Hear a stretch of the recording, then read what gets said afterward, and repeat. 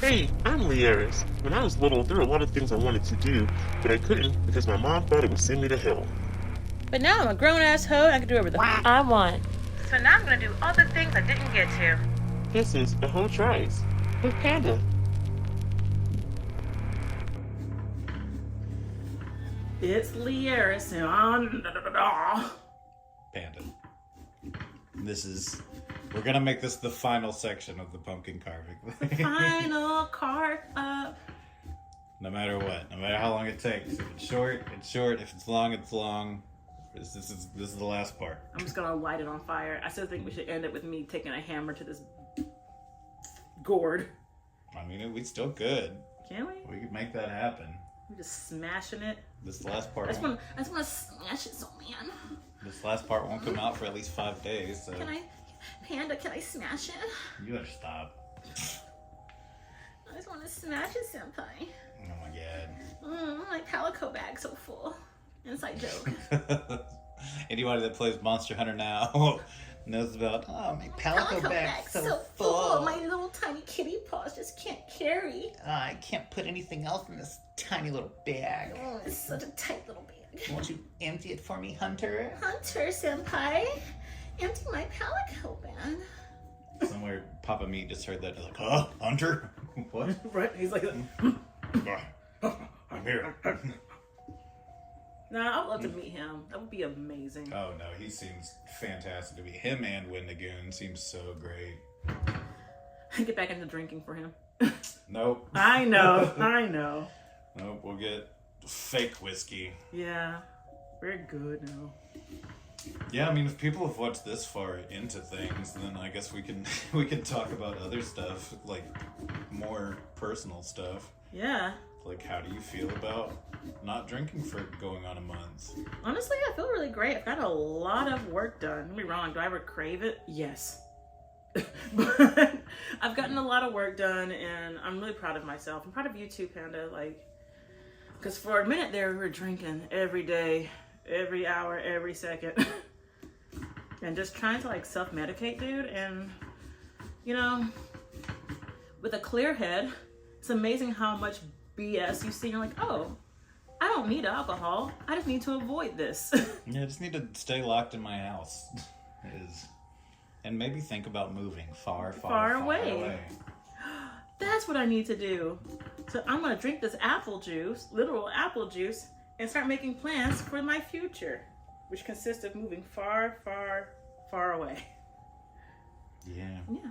But no, I've gotten so much work done. So much. I don't know what to do with the what? everything. Okay. So I need to make sure it stays connected somehow. Mm-hmm. So this is going to be my little spot that I'm not going to carve into, so it stays connected to the pumpkin. Okay. So I'm carving the whole face out. I'm like, oops. Yeah. I was looking and like, there's a good chance I might end up carving up the whole face. And that would suck. Oh, we were talking about earlier that made you turn the camera back on. What was I saying? Yeah, you were talking about the fear of being an artist in today's... Oh, yeah. Sorry, I got a pumpkin in my mouth. Yeah, so I know when I was a kid, my mom was so... Like, she treated me being an artist like I was doing drugs. Like that old school meme with, like, I learned it from watching you. It's like all art supplies. Yeah. Like, she was supportive in front of people, but behind closed doors, she was very, like... And also, both my parents were this way, but my dad was a little more quiet about it. Because, you know, it's kind of hard to talk about things when you're pissy drunk. Don't watch this one, parents. Whatever. But my mom definitely made it clear that she was not the most supportive of me being into art.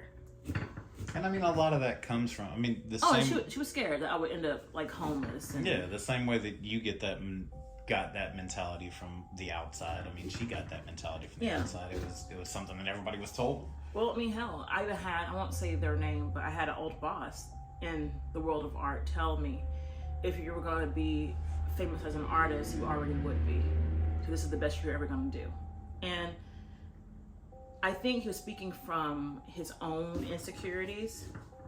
Because a lot of times we tend to put a time limit on when you can be successful. Like, oh, I'm 25. I better, if I'm not successful by 26, then I haven't made it. Or, you know, and I know for me, hell, when I hit 30, I thought to myself, well, this is it. This is the end. If I haven't made it by then I'm just not gonna make it. Well, I thought that hell at 18. I haven't made it. I haven't reached my goal by this point. I've expired like fucking milk. What's the point? Might as well work for somebody else and just be sad. Which, you know, if that's something you want to do, no shame on that at all. But it wasn't what I wanted to do. Yeah, and I mean, there is this like overarching mentality of just like, might as well give up. And I definitely think we've moved away from that some in past years. Yeah. There's a lot more space for gig workers and stuff like that, but we've also made it, you know, harder to do and put more restrictions on it. Or we're constantly changing, like raising and lowering the bar as far as like what you can do on social media, what you can sell, what you can promote, what you can do. And that makes it so difficult too to even try to achieve, just to maintain your goals. Not just achieve them, but to maintain them. Like, do I think we've made it? I think we've gotten close, but we are not there yet. No, not by any means. And honestly, I don't want to ever technically be there. Like, I want to be there, but I don't want to be there, if that makes sense. Like, I want to have something to work towards. Yeah, and the thing is, there's always something to work towards. Right. But, yeah, with social media especially, like, it's an amazing tool for creating your own business, for being your own boss.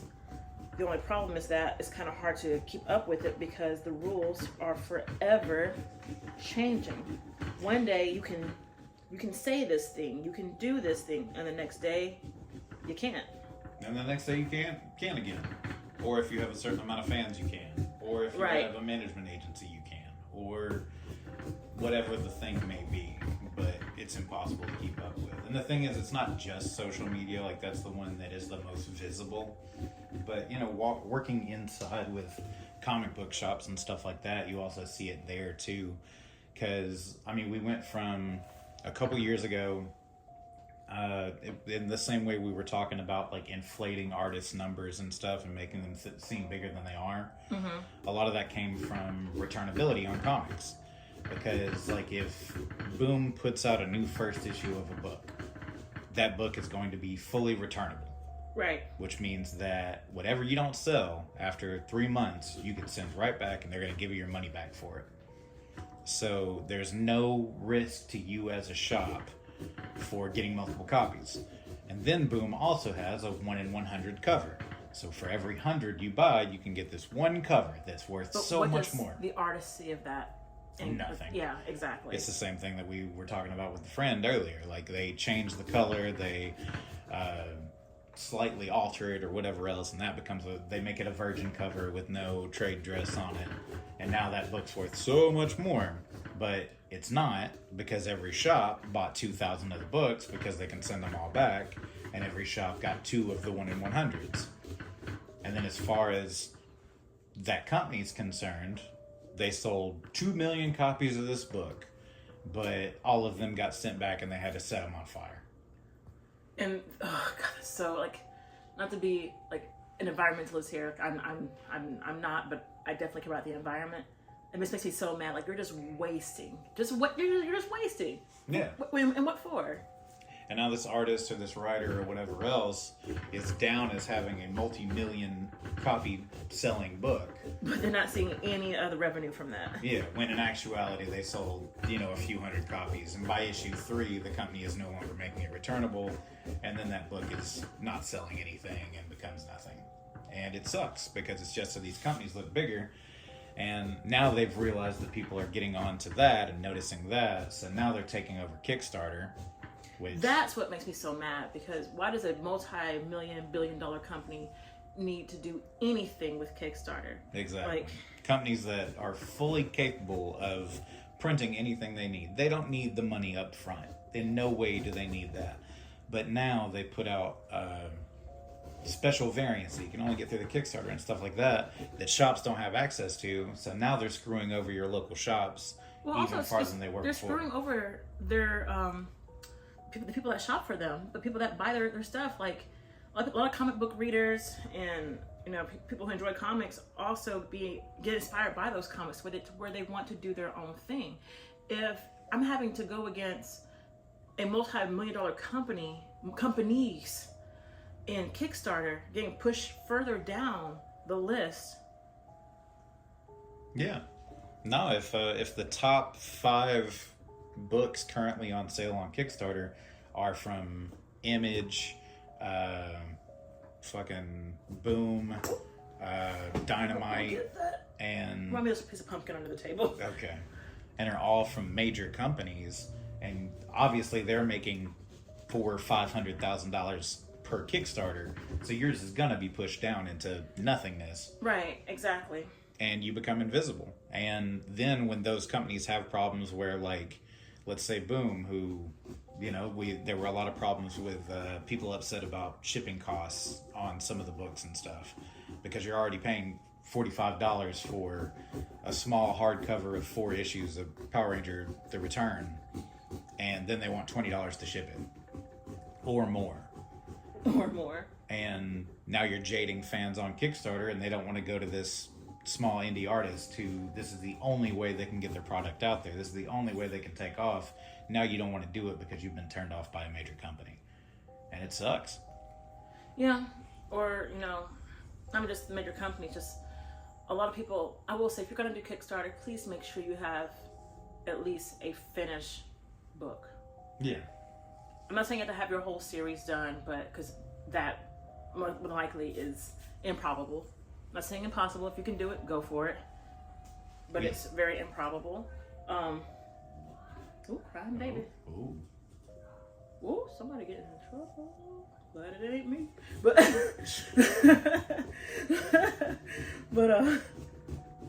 I feel horrible. I'm laughing at this child getting probably a butt whoop right now. But now we've had one book out of 6 Kickstarters that was not completely finished when we went to Kickstarter. And I felt like crap, and I hate to say it because people got too comfortable and used to us having everything on time. They're like, where's this book here? I'm like, it's only been a month. I was gonna say not even on time. Like we went ahead of time. We were on the first couple. We made the book before we got paid for it. Like we had set aside money so we could go ahead and produce right out the gate. And it did set a bad standard. People got comfortable. I'm like, there are people out there waiting on books that I know for a fact don't even exist. Yeah. Like we currently have money out for 4-year Kickstarters, a 3-year Kickstarter, and something else, and we never wanted to be that. So yeah, because there was something that I really wanted to invest in on Kickstarter. It wasn't a comic; it was a video game. That sounded perfect. I'm not gonna say their name because I still think there's a chance it might happen. I'm still hopeful. It probably will eventually, but by the time it does, it'll be. They made more, like I think a few million more than what their goal was, and then they had the nerve to ask people for more money through a different site. And I don't think it was million. I think it was hundreds of thousands. It was a lot. Yeah. It was a lot. But I don't think million. Millions okay. is a lot. Okay. But I do think they were like a couple 100,000 over goal. Because you were already looking at like I believe that one had like a $500,000 goal. That's what I'm talking about, right? Yeah. Okay. I believe it was a $500,000 goal, and I think they hit like 750 or something like that. And then it came back after the fact, asking for more money, which is crazy. But I get it. You underestimated what it took to make your product, and it was such because they actually had like a whole intro, not demo. They did do a demo for the alpha people, like an alpha demo or whatever, and they did a thing where you can like pretty much be a game tester for them. I think it's done. Oh yeah? I think it's done. I don't see what else I can do to it. I need to spray paint it. You don't need to spray paint it. Do we have... Like a little tea light candle or something? I was about to ask, yeah. Okay. Yeah, I got some in my office. I mean, it looks good. It's my Palamo. Imagine it flying around. Woo. Hold it still for a second. Let me get... Okay. I do want... Can you go find like a tea light candle or something real quick? Talk to everybody. No, I'm gonna turn it off and then we'll turn it back on. Alright. Alright. Bye. Be right back. Alright. Let's see. Did I do it? I'm gonna turn off the backlight too. Okay. Woo. Okay. Does it look like something? It looks cool from here. Yeah? I want to see it. Is it a Palamo? It kind of just looks like a bat. Well, then I did it because it just is a bat. Yeah, I mean, it's pretty much just a bat. Yeah. So, yeah. Yay! I mean, to have free-handed it and everything else, I think you killed it. Yeah. Yeah. For sure. Yeah. Look at me. I carved a pumpkin. A hoe tried, and a hoe succeeded. Yeah. All right. God, I like being good at shit. Yeah, let's have you try this a couple more times to see how far I get. see how good you get at it. Just carve the Mona Lisa on it. I wish it was darker in here. Can you close that little bit of curtain right there? Yeah, I can try. Maybe that'll help. Yeah. Yeah, turn off the kitchen light too. We want you guys to get the best possible picture. There we go. Okay, Now yeah, it's I'm dark. seeing it more there. Does that work? Hold on. Oh, there we go. That Yeah. did it. Whoa. Yeah. Now look at it. I did it. Whoa. Whoa. Whoa. That looks pretty cool. Yeah, pretty cool. That sure is pretty cool. Oh man. Wow, man. Oh, I made a pumpkin pretty. Oh, yeah. It's Aw. based on Monster Hunter. Hunter. Oh, yeah. The nerds are gonna love this one. Oh, my God. It's such a cool, nerdy pumpkin. Yeah. Oh, God. I hope a Yaku doesn't take it and toss it at me. Oh, God. A girl with cleavage out cut a Monster Hunter image into a pumpkin. I'm finishing. I'm finishing. Hey. I'm finished. Hey, no. Not on camera. Finished. Yeah. Alright. Turn the light back on, I guess. On that note. Cool. We should have cut it right there. Oh, turn around and show the back of your hoodie right next to the thing. Oh, wait, turn it back on? Yeah. Oh, yeah. I guess I did Scoot over a little. I guess I did have a reference. Kneel down some. You can kind of see it. You put the stems directly next to it. This is a bad plan, This is like guys. a ho-hos. Should have never. There we go. I got it for a second. Wait. Bye.